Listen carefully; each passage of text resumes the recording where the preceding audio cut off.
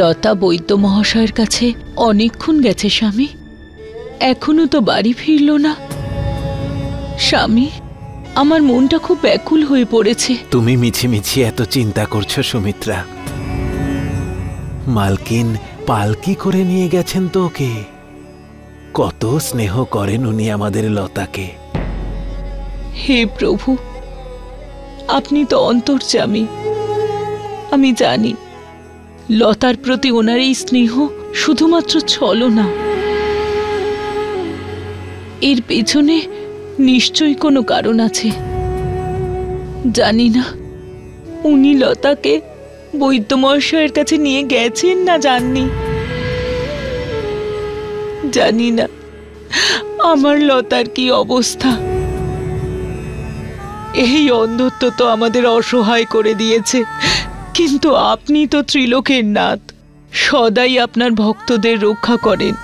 আমার লতাকে রক্ষা করুন প্রভু, আমার মেয়েটা যেন সুস্থ হয়ে বাড়ি ফেরে।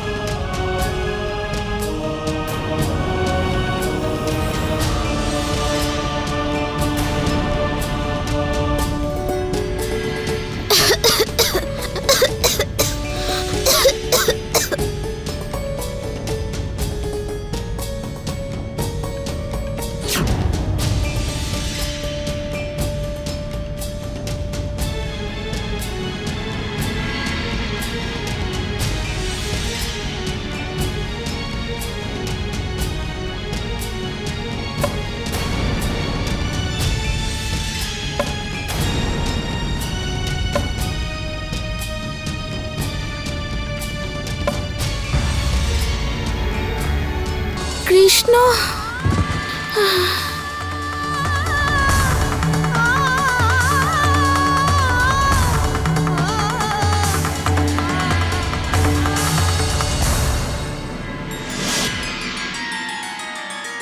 স্বামী,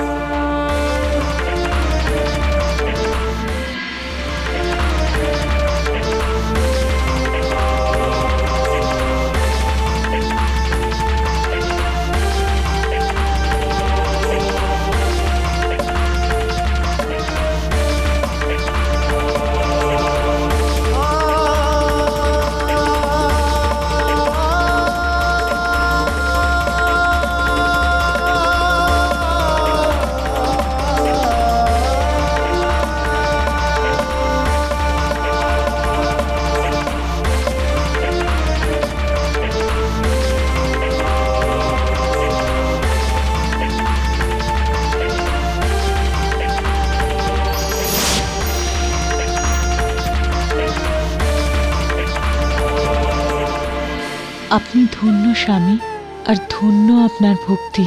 আপনার ভক্তদের কষ্ট দেখে তাদের সাহায্য করার জন্য আপনি সদাই তৎপর থাকেন।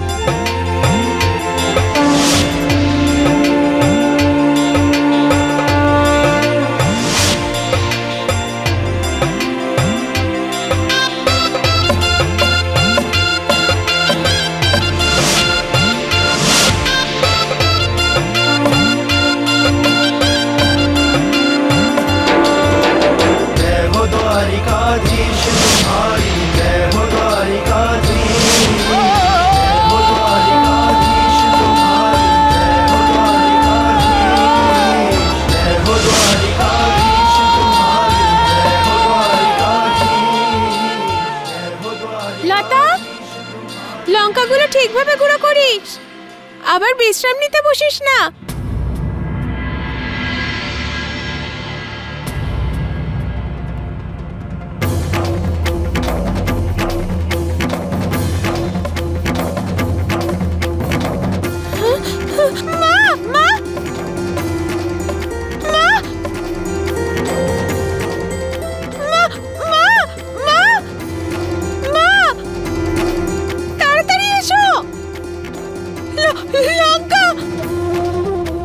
লঙ্কাগুলো আবার খারাপ করে দিল না তো?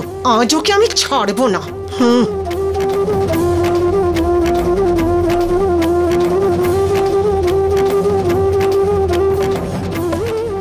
আরে কি হয়েছেটা কি? হ্যাঁ,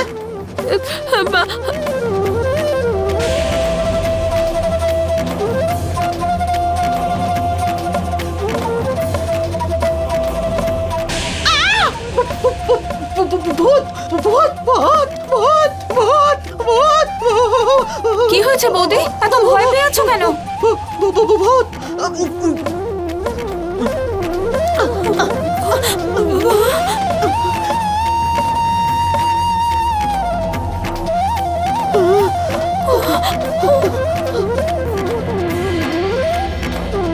ও নিশ্চয়ই কোনো জাদু টাদু জানে। কিভাবে কোন মায়া বলে ঘুমিয়ে পড়েছে দেখো। ওই দেখো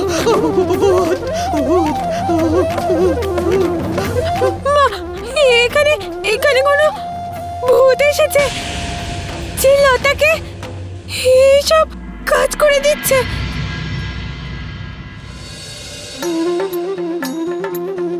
তুমি লঙ্কা গুঁড়ো করতে চেয়েছিলে না?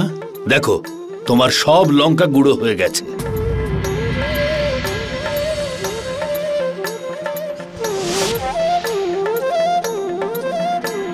সব প্রভুর লীলা, যিনি অসহায় ভক্তকে সাহায্য করবার জন্য নিজেই চলে আসেন। ধন্য প্রভু আপনি, আপনি দয়াময়। হরে হরে দ্বারিকাধীশ হরে, দ্বারিকাধীশ হরে, দ্বারিকাধীশ হরে, হরে হরে দ্বারিকাধীশ হরে, দ্বারিকাধীশ হরে, দ্বারিকাধীশ হরে।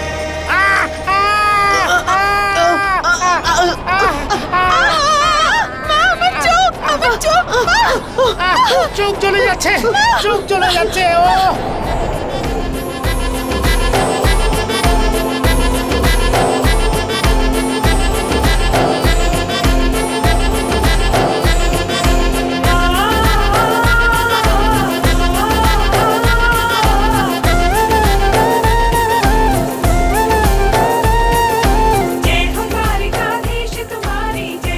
লতা, ওঠো মা।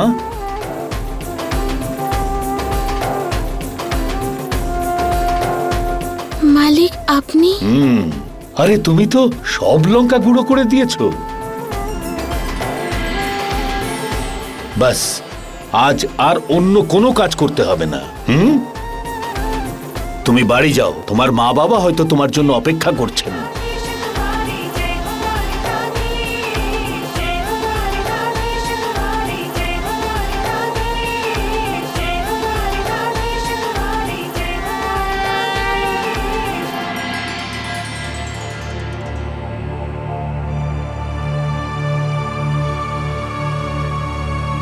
যদি আমার মেয়েটা বৈদ্য মহাশয়ের কাছে যেত তাহলে এতক্ষণে চলে আসতো। জ্বরে গা পুড়ে যাচ্ছে আমার মেয়েটার, জানি না কি অবস্থায় আছে ও।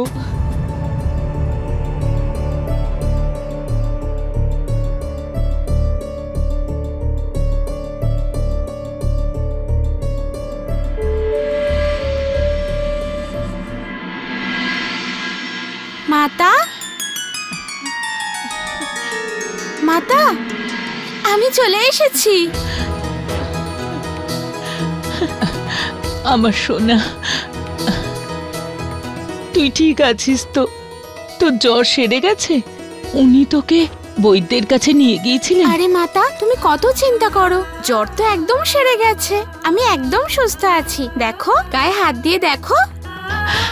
হ্যাঁ, তোর জ্বর তো সেরে গেছে। আমি তো চলেই আসছিলাম, তোমার বাইরে আসার কি প্রয়োজন ছিল? চলো বিশ্রাম করবে, চলো। এখন আমার নয়, তোমার বিশ্রামের প্রয়োজন।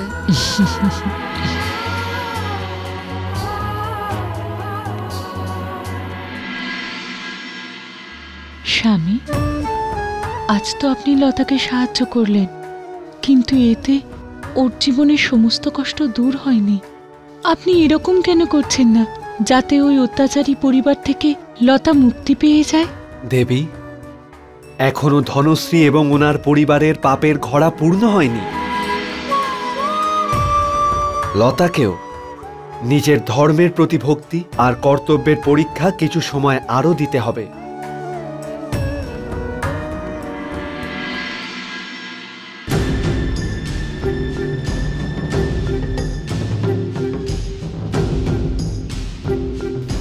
কি হয়েছে? এইগুলো কি? হ্যাঁ, এগুলো আবার কোনো আভূষণ? আরে আভূষণ তো আপনার বৌদির কাছে আছে। কত সুন্দর, কত মূল্যবান, মনে হয় দেখতেই থাকি, মনে হয় যেন কোনো মহারানীর আভূষণ। আর এই আভূষণ দেখে মনে হয় যেন কেউ দান করেছে। সবকিছু তো বড় দাদা আর তার স্ত্রী নিয়ে যাচ্ছে। ছোট ভাই আর ওর স্ত্রী কানা করিও পাচ্ছে না। বাজে কথা কেন বলছো মমতা? আরে উনি হলেন আমার বড় দাদা, আর উনি বড় দাদা হবার জন্য সর্বপ্রথম সবকিছুর উপর ওনারই অধিকার। আর তুমি তো এই বাড়ির ছোট বউ, তাই না? কেন? ছোট তো কি হয়েছে? এই বাড়িতে আমারও কি কোনো অধিকার নেই নাকি? আছে, নিশ্চয়ই আছে অধিকার, কিন্তু কিন্তু কোনো কথা আমি শুনতে চাই না।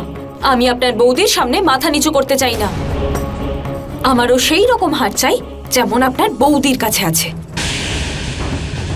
মমতা, অযথা জেদ করো না। তুমি তো জানো যে ওই হারটা অনেক মূল্যবান। ওই হার কেনা আমার পক্ষে সম্ভব নয়। আমি কিচ্ছু শুনতে চাই না। আমার ওই রকম হার চাই, ব্যাস। আমি শুধু ওই হারটা চাই। यदा यदा हि धर्मस्य ग्लानिः भवति भारतम अभ्युत्थानम् अधर्मस्य सदात्मानव सृजाम्यहम्।